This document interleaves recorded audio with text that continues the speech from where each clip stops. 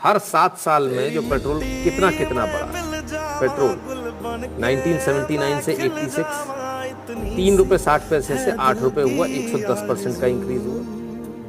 ठीक है, 100% से ज्यादा का इंक्रीज हुआ। 86 से 93 ₹8 से 18 हुआ, 120% का इंक्रीज हुआ। 93 से 2000 तक 18 से जो 18 था, इससे 18 से 28 हो गया, 60% का इंक्रीज हुआ। 2000 से 2007 के बीच में 28 से 48 हुआ, 70% का इंक्रीज हुआ। 2007 से 2014 के बीच 48 से 77 हुआ, 60% का इंक्रीज हुआ। और 2014 से 2021 के बीच 77 से 100 हुआ, तो 30% का इंक्रीज हुआ। तो दादा भैया मेरे, कौन सी सरकार अच्छी, जरा बताना, किसमें पेट्रोल ज़्यादा बढ़ा?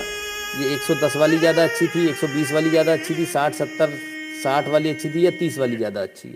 इतना हंगामा जो मचा रखा है, एक बार थोड़ा ध्यान